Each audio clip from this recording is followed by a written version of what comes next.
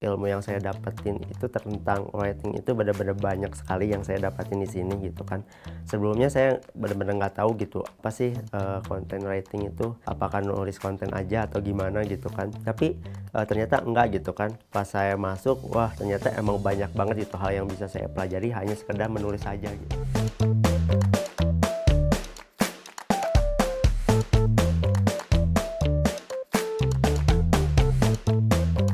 Halo Kak, boleh kenalan dulu dan diceritain gimana backgroundnya?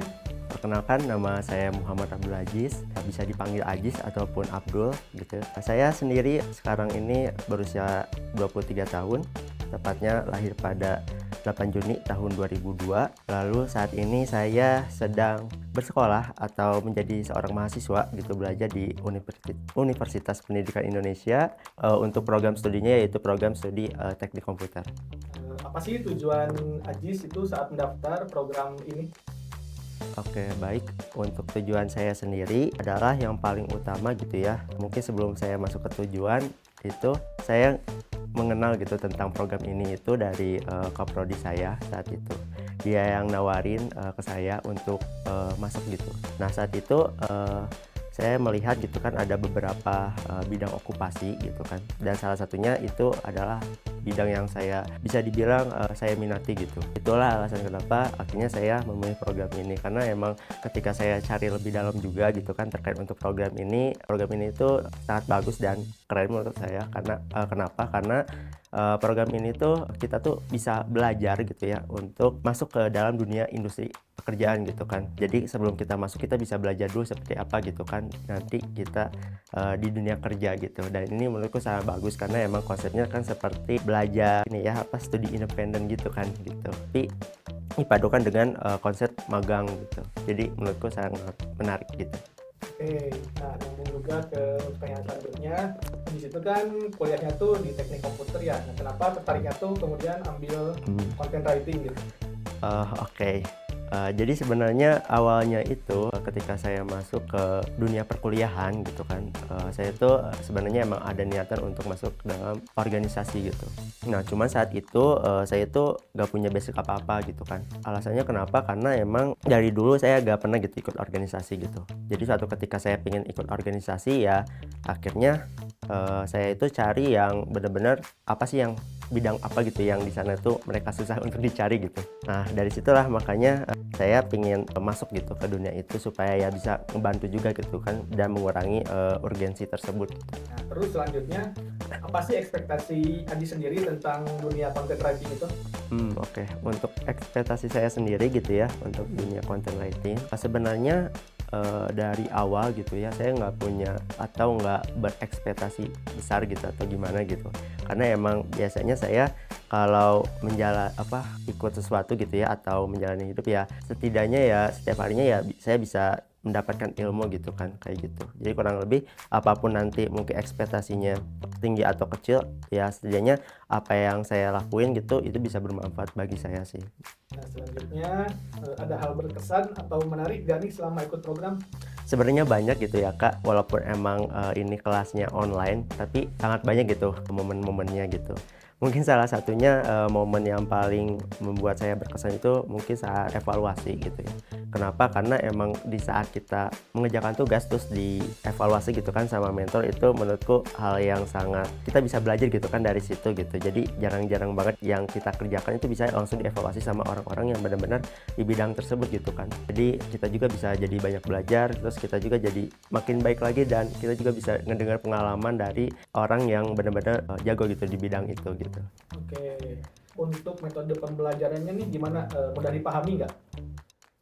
Oke, untuk metode pembelajarannya sendiri, untuk saya sendiri gitu ya, itu sangat mudah dipahami. Kenapa? Karena emang dari luar sekolah sendiri gitu kan, untuk metode pembelajarannya itu tersusun rapih, di mana kan mereka ada dua pertemuan, di mana satu itu untuk pembelajaran dan satu lagi untuk evaluasi gitu. Jadi ketika kita mau mengerjakan tugas, kita tuh dijelaskan dulu gitu apa yang mau dikerjakan dan apa sih tugas yang kita kerjakan itu apa gitu. Baru nanti setelah dikerjakan di pertemuan evaluasi kita bahas gitu apa sih yang kurang, terus apa sih yang perlu ditingkatkan dan lain-lain.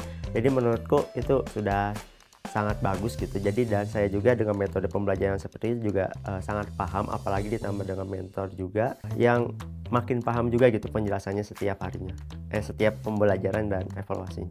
Mungkin seperti itu, Kak. Oke. Terus selama belajar nih, topik atau materi apa sih yang paling diingat? Oke, topik ya. Untuk topik sendiri sebenarnya semuanya tuh menarik-menarik gitu ya, Kak. Mungkin tapi satu tuh yang menarik itu tentang di mana kurang lebih kayak gini. Jadi kita tuh disuruh untuk mencari referensi konten gitu saat itu yang menurut kita menarik gitu, Kak, di Instagram. Nah, saat itu saya kalau nggak salah disuruh cari 5 gitu ya. Maaf kalau saya lupa, kalau nggak salah 5 benar. Di situ saya cari 5 konten yang menurut saya menarik gitu dari desainnya, terus dari writingnya gitu kan, diisi dari dalam poster tersebut gitu. Nah, setelah kita cari nih konten-konten tersebut, lalu kita analisis gitu konten-kontennya gitu. Nah, di bagian analisis ini kita analisis gitu mulai dari headline-nya, terus dari isi-isinya gitu kan, sampai penulisannya dan lain-lainnya lah pokoknya. Nah, setelah itu hal yang paling menarik juga bagi saya ketika saya mencari referensi tersebut, lalu dibuatkan suatu produk yang kira-kira sesuai gitu apa yang saya cari gitu kan. Nah, saat itu saya bikin produk namanya Glossius, itu produk kacamata. Jadi emang saya kadang suka ya, walaupun emang ini saya kurang tahu ada atau enggak, tapi saya bikin kayak kacamata yang bisa anti fog gitu kan, anti air, terus bisa diubah gitu kan jadi anti sinar matahari, anti UV gitu. Kurang lebih kayak gitu sih, Kak. Mungkin tadi nyambung dari situ juga, bisa diceritain lebih lanjut nggak pengalaman ngerjain project content writing yang dibuat waktu itu gitu? Project akhirnya sebenarnya kemarin itu kita bikin portofolio gitu. Jadi portofolionya tuh kumpulan dari tugas-tugas yang udah kita buat sebelumnya gitu. Menurutku itu juga salah satu hal yang menarik gitu ya. Karena emang sebelumnya kan saya nggak pernah bikin portofolio, karena kan saya sendiri kan anak teknik gitu kan. Jadi nggak pernah sama sekali gitu. Jadi kemarin ketika disuruh untuk bikin portofolio gitu, menurutku sangat menarik banget gitu kan. Jadi tahu gitu, oh ternyata gini gitu ya kalau bikin portofolio gitu kan, dari karya-karya yang udah kita buat gitu. Ada skill baru nggak yang Ajis dapat dari program ini? Untuk skill yang saya dapat itu banyak ya, Kak, pastinya gitu, karena emang luar sekolah ini banyak ngebantu saya juga untuk bisa lebih baik lagi. Mungkin salah satunya skill yang saya dapat ini, sebelumnya kan kalau saya nulis sesuatu itu kan ya udah nulis aja gitu kan, tapi ketika saya udah masuk sini saya jadi tahu sama kayak ciri khas nulis saya itu kayak gimana gitu kan, gaya bahasanya. Terus saya juga jadi tahu oh ternyata yang saya tulis ini tuh harus diperhatikan juga gitu kan, pasarnya juga gitu kan, karena emang kan untuk kita membuat suatu karya itu kan perlu dilihat orang juga gitu kan, agak sih offline gitu, gimana caranya orang-orang tuh tertarik gitu sama tulisan kita gitu. Jadi saya juga makin paham gitu, ternyata kita juga bukan sekedar nulis aja, tapi kita juga perlu memahami target audiensnya seperti apa gitu. Begitupun dengan konten-konten gitu kan, kurang lebih kayak gitu sih, Kak. Oke, selanjutnya selain skill teknis nih, ada dampak personal yang dirasain nggak? Kayak misalkan lebih pede gitu, atau jadi bisa berpikir lebih kreatif gitu? Oke. Dampak personal mungkin yang paling kentara banget itu dari komunikasi saya sendiri sih, karena emang sebelumnya untuk komunikasi itu saya kurang percaya diri, karena emang saya tuh kalau komunikasi bisa dibilang kaku gitu ya, Kak, gitu. Jadi ketika saya masuk sini itu benar-benar gitu kan kerasa banget lah, jadi saya tuh makin bisa lebih baik lagi gitu kan dalam hal komunikasi gitu kan, karena emang biasanya juga kalau saya nulis tuh kan kadang saya juga biasa suka diomongin lagi gitu kan. Ini emang kebiasaan sih, biasanya kalau saya nulis sesuatu saya baca lagi gitu kan, jadi kayak bener-bener ngelatih komunikasi saya sih. Oke, selanjutnya kalau boleh tahu nih, apa sih perbedaan yang Adis rasain sebelum dan sesudah ikut program ini? Sebelumnya saya ngerasa tadi mungkin udah di-mention sebelumnya ya, ini banyak sekali gitu. Sebelumnya salah satunya tadi terkait untuk ilmu yang saya dapetin itu tentang writing, itu benar-benar banyak sekali yang saya dapetin di sini gitu kan. Sebelumnya saya benar-benar nggak tahu gitu apa sih content writing itu, apakah nulis konten aja atau gimana gitu kan. Tapi ternyata enggak gitu kan. Pas saya masuk, wah ternyata emang banyak banget itu hal yang bisa saya pelajari hanya sekedar menulis saja gitu.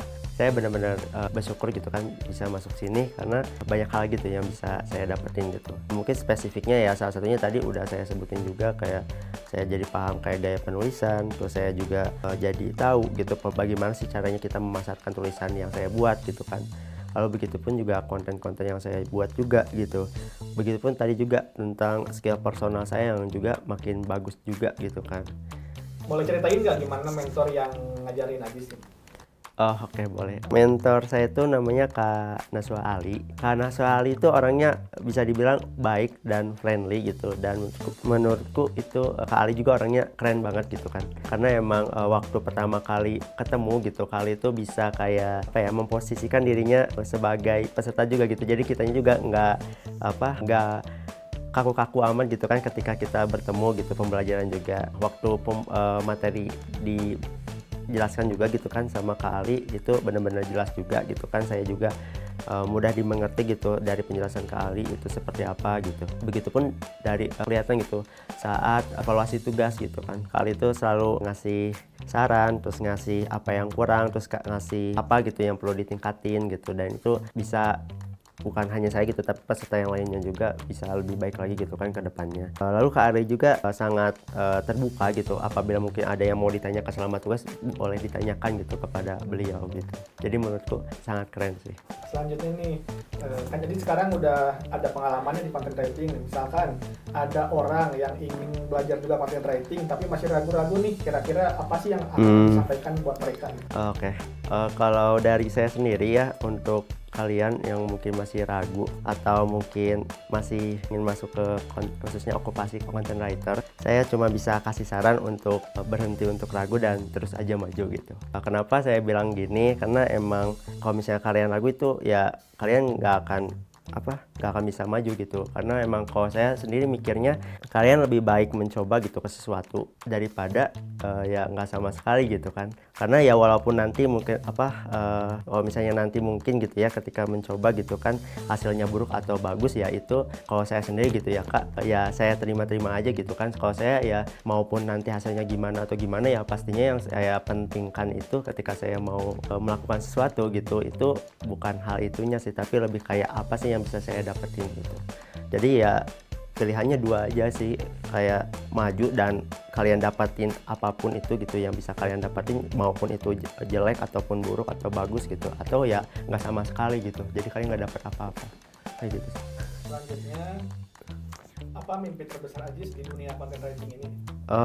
Oke. Untuk mimpi terbesar sebenarnya yang pastinya pingin ngebuat karya sih gitu, kayak ya mungkin apapun itulah, mungkin bisa artikel ataupun buku ataupun apapun gitu ya. Karena emang saya juga dari awal itu jadi ya suka nulis lah, karena emang nulis itu bisa dibilang pelarian, tapi ya bisa dibilang gitu juga gitu kan, ketika bisa lagi kesel terus nulis itu kayak lebih enak aja gitu.